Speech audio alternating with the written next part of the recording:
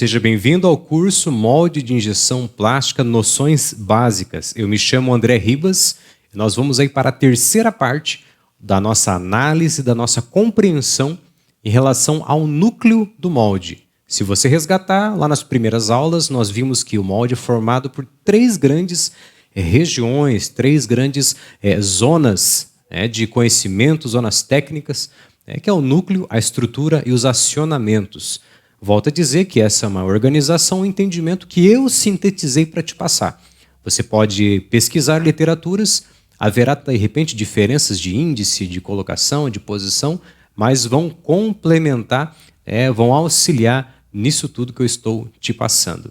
Muito bem, nessa terceira parte em que nós estamos falando do núcleo, nós vamos entrar em alguns pontos muito importantes, alguns pontos que vão fechar esse entendimento, esse raciocínio em relação à parte central do molde. Tá bem? Vamos lá então acompanhar. Então, 4 pontos nós vamos agora arrematar esse entendimento, esse estudo, essa visão do núcleo. 4 pontos muito importantes, tanto quanto os outros que nós falamos. Mas vamos lá. Se chama rendimento,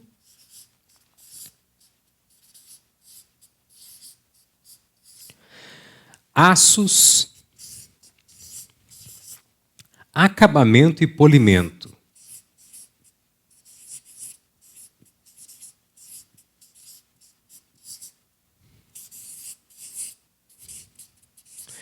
Acabamento e polimento. Muito bem.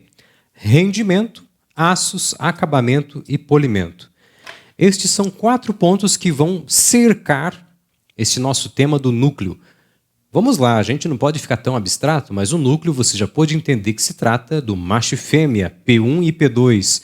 É aquilo que realmente forma a peça. É aquilo, como eu já disse, é o motivo pelo qual existe todo o restante do molde. Todo o restante existe por causa do núcleo. Tá bem? Vamos lá então falar um pouquinho do rendimento. O rendimento é o quanto eu quero produzir por ciclo nesse molde.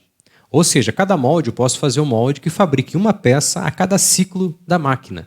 A máquina injetora tem um ciclo onde ela fecha o molde, injeta, faz o processo de refrigeração, abre e saca a peça.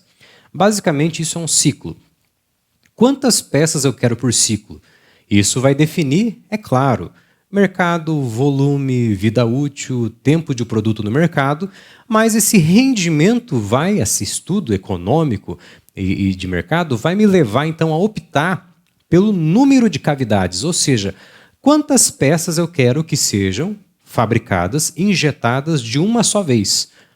Num ciclo de máquina eu quero 2, 4, 6, existem moldes que têm 32, 64 peças de uma única vez. Se nós olharmos, por exemplo, se você pesquisar, você vai encontrar moldes de tampa de frasco, tampa de garrafa, enfim, são muitas peças de uma única vez. Enquanto que há moldes que é apenas uma peça. E há moldes que não admitem que sejam mais que uma peça. Você pode olhar um molde, por exemplo, de um painel de carro, você vai observar que geralmente são moldes de uma única cavidade. Claro, com um volume produtivo muito menor do que uma tampa de frasco, mas também mecanicamente talvez não seja possível. Ou se for possível, não vai ser muito fácil. Muito bem, então o número de cavidades é uma pergunta estratégica. Se você vai só apenas fazer o projeto, ou seja, se você vai reunir as informações e com uma base técnica desenvolver o projeto, é provável que te informem esse rendimento e que já até mesmo conduza essa questão do número de cavidades. Mas talvez se você quer para o seu negócio, se você precisa direcionar, é importante ter essa visão. E é claro que quanto mais cavidades, maior é o molde e também mais caro fica. E dependendo do tamanho, algumas injetoras atuam, outras não. Então também depende do tamanho da injetora que vai comportar essa fabricação. Mas enfim, resumidamente, é o número de cavidades que vai depender do rendimento. E automaticamente o dimensionamento. Então o número de cavidades ele vai impactar no dimensionamento do núcleo, porque estamos falando disso tudo dentro do tema núcleo. Então, ou seja, o número de cavidades impacta no dimensionamento. Muito bem. Falando agora de aços do núcleo. né? Você pode também já ter essa visão de que, e nós já falamos, que predominantemente o aço carbono é uma matéria-prima que constrói todo o molde de injeção. Só que dentro, né, dos aços carbonos existem uma gama de variações que muda conforme a sua composição.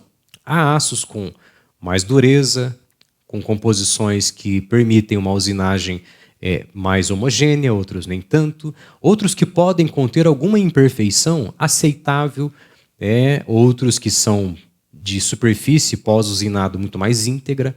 Enfim, o núcleo ele exige essa atenção especial para o tipo de aço que vai ser utilizado para a sua fabricação. Por quê? Porque o núcleo é o que tem contato diretamente com a peça. Existem aços que não proporcionam, por exemplo, um acabamento tão bom, enquanto que outros sim. Então é necessário também estudar e entender, né, os materiais mais adequados. Se você chegar até um fornecedor de aço, uma distribuidora de aços para moldes, eles já terão as indicações. Então existem inúmeros distribuidores, alguns ligados diretamente às fabricações iniciais, outros apenas representam, mas todos eles possuem as indicações. E também a experiência, de quem fabrica e de quem também já montou moldes pode colaborar. Para quê? Para coincidir, para conciliar melhor custo com melhores opções. Pois às vezes pode acontecer indicações muito boas, mas que sejam muito caras também. E aí, junto com isso, nós temos os tratamentos térmicos que são feitos e que são necessários quando é feito o núcleo de um molde. Ou seja, além de um material, de um aço mais adequado, também é importante ter a visão de que é necessário o tratamento térmico em algumas partes, ou seja, o enrijecimento de superfícies, para que mantenham-se íntegras por mais tempo, porque você imagina comigo assim, a injeção acontecendo continuamente em centenas de ciclos, material quente esfriando, há diversidades do tempo, tempo mais úmido, tempo mais seco, manutenções de molde. É necessário que a superfície que tem contato com a peça ela esteja diferenciada, esteja melhor, aprimorada. E o tratamento térmico ele proporciona esse aprimoramento, essa melhoria da superfície.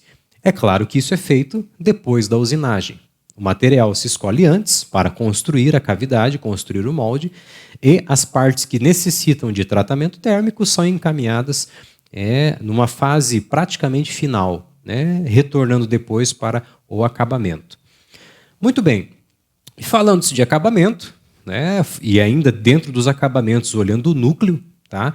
Nós precisamos entender que quando eu vou fabricar uma placa externa de estrutura do molde, que vai ficar apenas para estruturar o molde, nós veremos isso depois, ela é uma placa um pouco mais simples, que precisa sim estar na medida, que precisa estar correta, mas ela não demanda tantos detalhes e tantos recursos de fabricação quanto a cavidade, quanto o núcleo.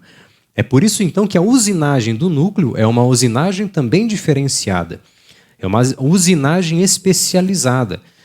Nem todos que são bons operadores de usinagem, em geral, podem entender perfeitamente, inicialmente, das particularidades de um molde. É claro que, se deparando com o desafio, é possível estudar, aprender com quem já sabe, ou a partir do estudo, os critérios importantes. Mas é importante entender que isso demanda também uma visão toda, em relação aonde precisamos chegar com essa cavidade. Então, a usinagem é muito importante. Não dá para generalizar. Assim como em nada, Não podemos generalizar nada nesse sentido. Por quê? Uma usinagem ela tem a sua aplicação específica. A usinagem boa é aquela em que ela vai proporcionar um resultado adequado e bom para aquela função. E, quando se fala de núcleo de molde, são muitos critérios importantes para se levar em conta. Um deles, e é o principal, eu diria, que é realmente a precisão. Junto com isso, depois nós vamos falar de acabamento, já estamos nesse tema geral, mas mais especificamente do acabamento final, da peça, que vai me proporcionar um polimento, mas a precisão, tanto pelo ajuste, nós falamos de rebarba na aula passada, quanto mais preciso, mais justinho, mais perfeito, menos rebarba, uma linha de fechamento mais discreta.